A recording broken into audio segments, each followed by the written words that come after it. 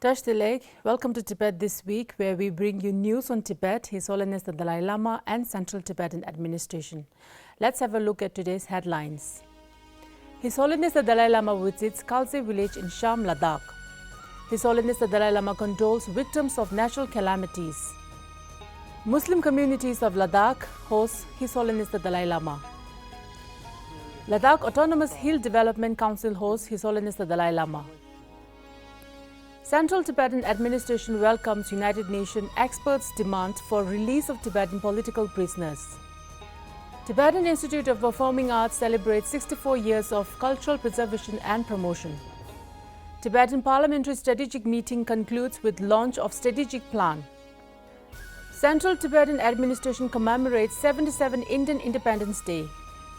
London representative attends Seto Kingdom Festival in Estonia. Representative Singey attends 6th Taiwan Film Festival in Australia, meets Taiwanese ambassador.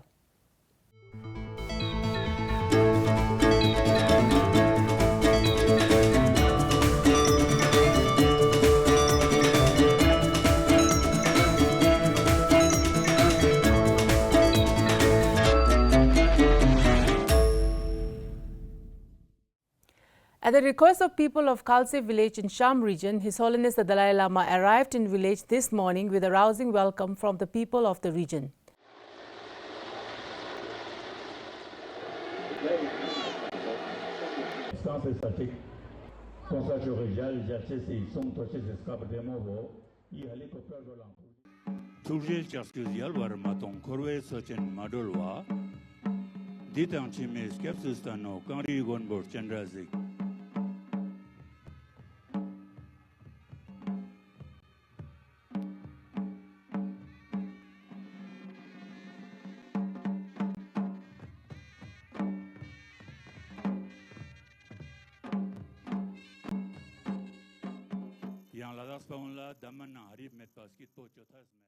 His Holiness briefly addressed the people today, and tomorrow His Holiness will give conferment of White Tara Long Life Empowerment Dogat Sewang, organized by the people of Sham region of UT Ladakh at Khaltse Teaching Ground.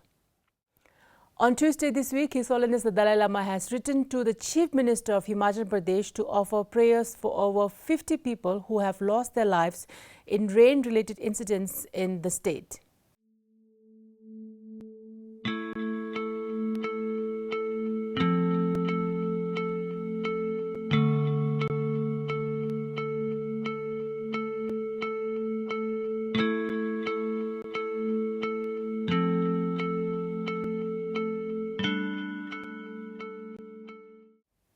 In the letter, His Holiness offered his heartfelt condolences to the families as well as to the others affected by this natural catastrophe. Marking his solidarity with the people of Himachal Pradesh, the Dalai Lama Trust is making a donation towards rescue and relief efforts. His Holiness the Dalai Lama has also written to Governor George Green to offer his heartfelt condolences to the people of Hawaii, particularly those from Maui, on the tragic loss of life and destruction of property, including heritage buildings, due to the recent devastating wildfires. His Holiness recounts his last visit to Maui Island and its people and offered his prayers to the people of the state, especially the families of victims at this time of great tragedy. On Saturday last week, the representatives of both Shia and Sunni communities in Ladakh hosted a luncheon for His Holiness the Dalai Lama at the Imam Barka, a mosque nearby Chujuyongma. While emphasizing on the oneness of humanity, His Holiness lauded the prevailing religious harmony in the region and advised the religious communities to continue building and promoting religious harmony. Shia Representative Ashraf Ali Barj, President of Anjuman Imami, and Sunni Representative Dr. Abdul Qayyam, President of Anjuman Moin-ul-Islam, thanked His Holiness the Dalai Lama for his teaching of peace, harmony and brotherhood and the righteousness in their welcome remarks. On Wednesday this week, His Holiness the Dalai Lama presided over a luncheon hosted by the Ladakh Autonomous Hill Development Council at the Sindhu Ghat, the banks of Indus River near Sheh. His Holiness told the gathering that he appreciated the people of Ladakh's faith and devotion. He assured them that he will continue to visit Ladakh, which generally enjoys a dry climate when the monsoon makes the Indian plains wet and humid. Among those present were the elected councillors headed by the Chief Executive Councillor, Tashi Gelsun, Damayanti Namgyel, members of the Parliament, Union Territory officials, as well as representatives of various organizations and religious communities of Ladakh. 3 independent United Nations experts demanded the government of People's Republic of China to provide credible information about 9 Tibetan environmental human rights defenders who were detained and sentenced to lengthy prison terms, and called for their immediate release if China is serious about combating climate change. In a statement released on 10th August, the United Nations Special Rapporteur on the situation of human rights defenders, Ms. Mary Lawler, Special Rapporteur on freedom of peaceful assembly and association, Mr. Clement Neltosiwal, and Special Rapporteur on the issue of human rights obligations relating to the enjoyment of a safe, clean, healthy and sustainable environment, Dr. David Boyd, jointly voiced concern over the PRC's lack of information provided over the detention and sentencing of Tibetans, which they believed is a deliberate attempt to make the world forget about these human rights defenders. In addition, the experts expressed concern regarding the fact that the families of these activists have been kept in the dark regarding their fate. The 9 imprisoned environmental human rights defenders are Anya Senta, Doji Dagdal, Kesan Choklang, Tongye, Rinjen Namdul, Chuljum Gombo, Changjum Ngodup, Songru Abu and Namse were arrested after protesting illegal mining activities at Sacred Mountains and exposing hunting of endangered species in the Tibetan regions of Amdo and Kham provinces. Kale Nonzuduma of the Department of Information and International Relations of Central Tibetan Administration welcomed the joint statement and thanked the experts for the investigation into China's unlawful silencing of Tibetan human rights defenders over the past decade. The Ngömba House triumphed in this year's cultural performance contest during the Tibetan Institute of Performing Arts annual summer festival and culture competition Yarki.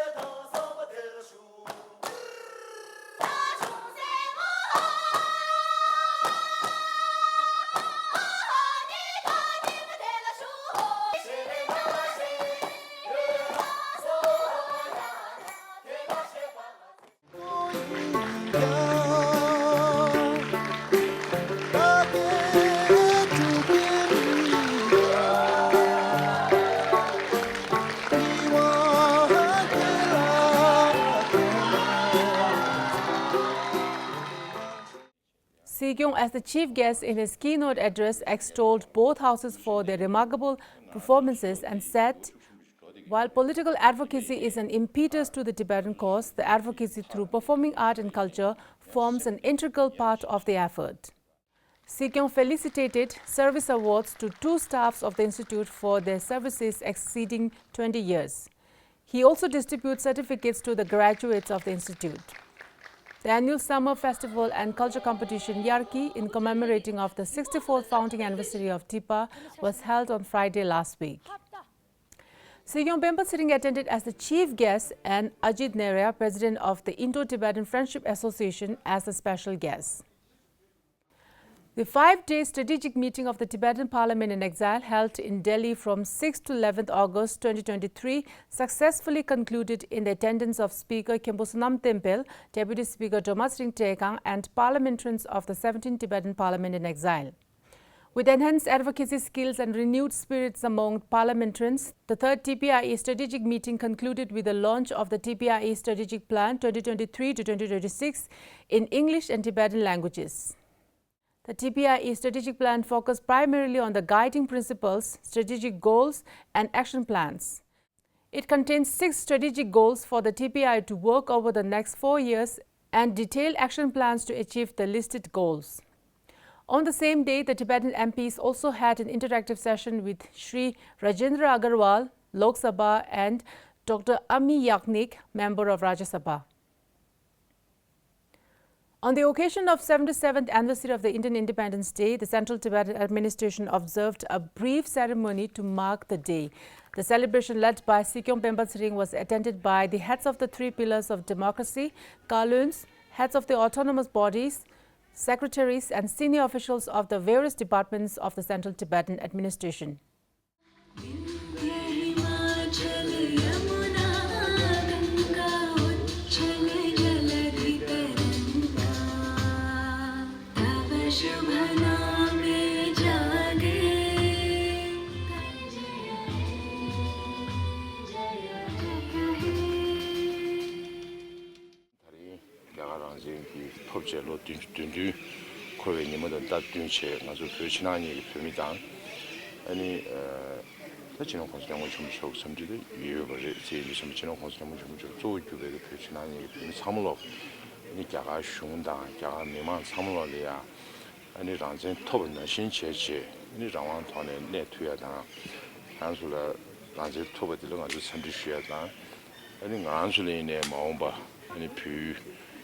given you magic, shag, Rawa, Dushin, shooting, Council as a maybe cobbler can I trade to do any Shabaki, Gabio Cherry, any Nanolia, Utisu, Ganki, Tensham Nation Chilling, Azuli Mayne, Tadu, Mutunita, Gabio, Pugano de Masepa, Pugano de Masepa, the Chigi, Gabio Mutuni, Tadabodo Nayora, Maumbaine, Nayarawa, Dushin shooting.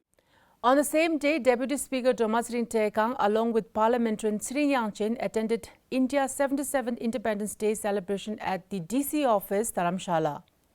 This year's Independence Day in Dharamshala was commemorated in a modest way without any cultural performances due to the unfortunate natural calamities in Himachal Pradesh. Representative Kama Singey and Secretary Lhawang Gebu from the Tibet Information Office attended a reception hosted by the Indian High Commission in Australia on the evening of 16th August to celebrate the 77th anniversary of India's independence. Representative Sonam Farsi of the Office of Tibet, London, visited Baltic countries from 4th to 9th August to continue Tibet advocacy building up on his previous visit last January. Visit to Estonia this time was at the official invitation of the Seto Kingdom, during which Seto House Community Centre hoisted the Tibetan national flag. Representative Farsi delivered a letter from His Holiness the Dalai Lama to Estonia's President of Riigikogu. Representatives spoke on the prevailing situation in Tibet and China's political attempts to deliberately destroy Tibetan culture and identity. During his 4-day visit, Representative Farsi met with leaders and council members of the Seto Kingdom, faith leaders, members of the parliament, Tibet supporters and Estonian government officials and MEPs to inform them about Tibet's past history and current situation and garner support for Tibet's peaceful freedom movement.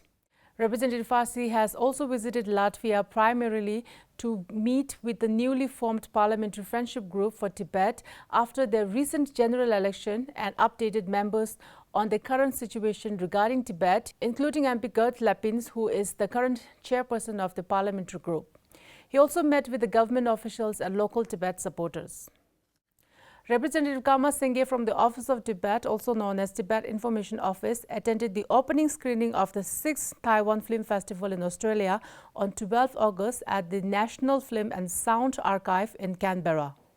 During the event, Representative Kama met with the new Taiwanese ambassador to Australia, His Excellency Douglas Tu, and congratulated him on being appointed as the ambassador of TIPA Economic and Culture Office in Australia.